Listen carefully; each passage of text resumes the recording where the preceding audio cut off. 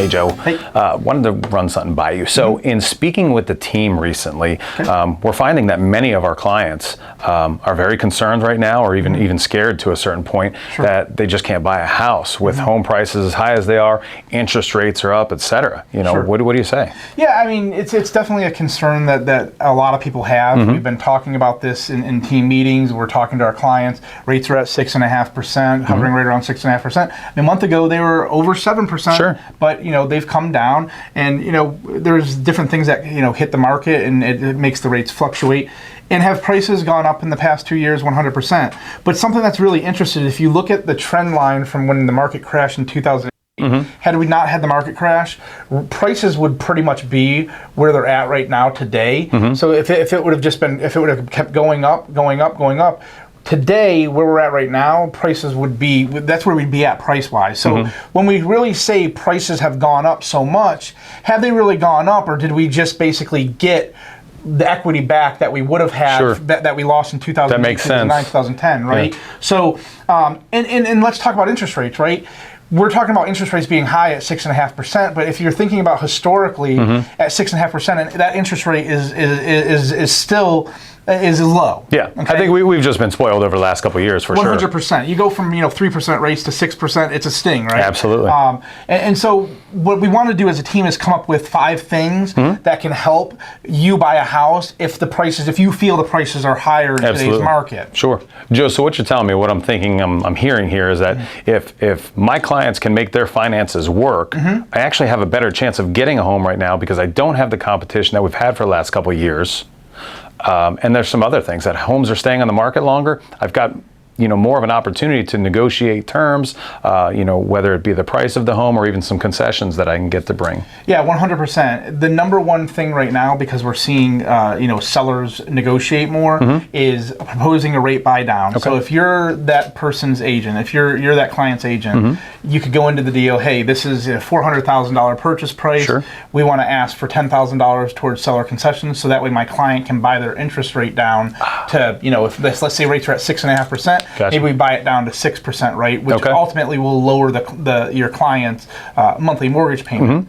Another option is doing a 2-1 buy down. So let's say we get that seller to agree to a $10,000 seller concession. Okay. You can go to the lender and you can ask them to do a 2-1 buy down. Now what happens with that is the interest rate for the first year will be 2% less. So let's say the rate is 6.5%. Okay.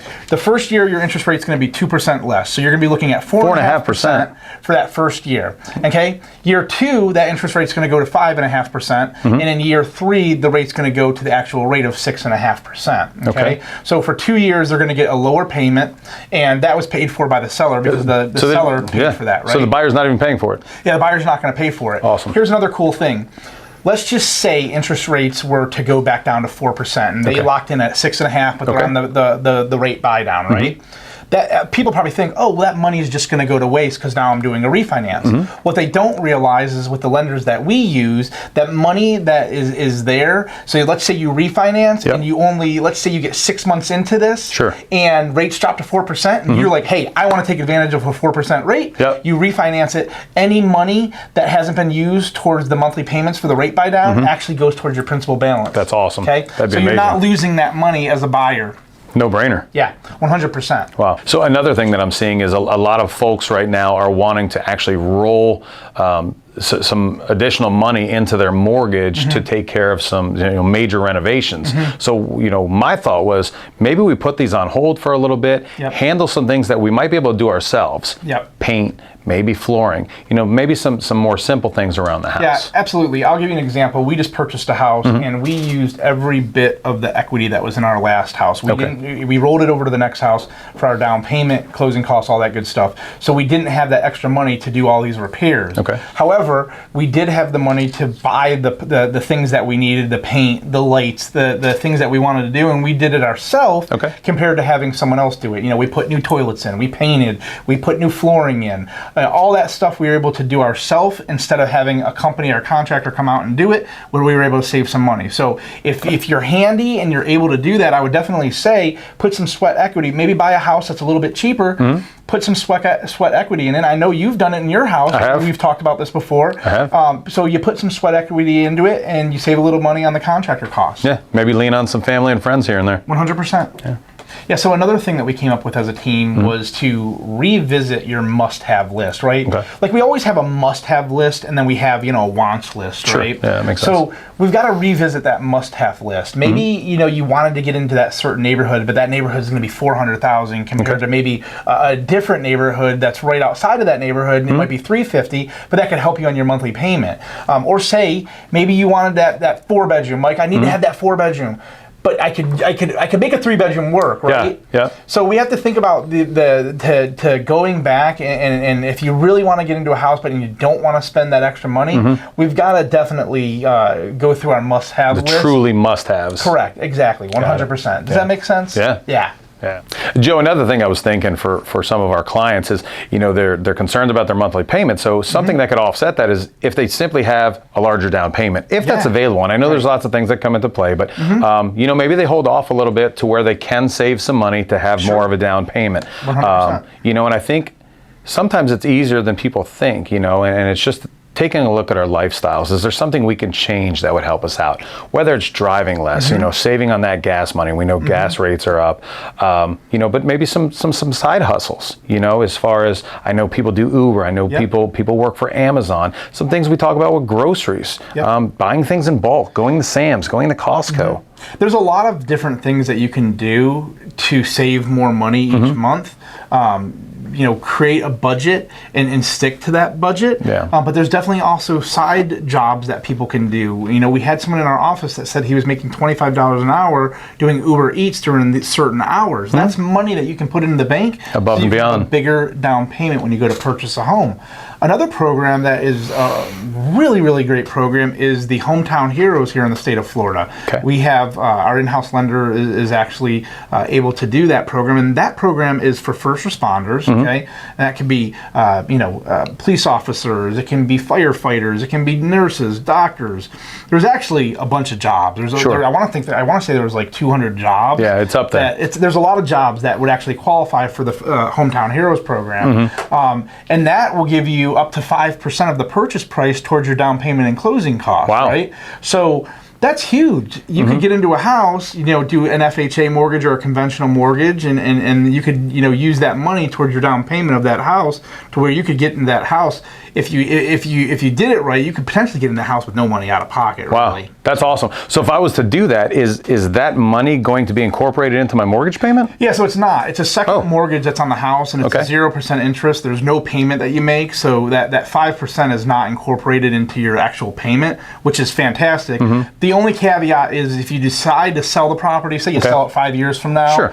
Say you sell it 10 years from now, say you pay off the mortgage or you refinance, you're going to have to pay that 5% back. So it's not forgivable. Okay. But basically when I'm selling the house. But when you're selling the house, you're going to pay that back, right? That's fair. However, it's going to get you into the house now with less money out of pocket. I love it. So another option is if you got a rich uncle, a rich mom or dad.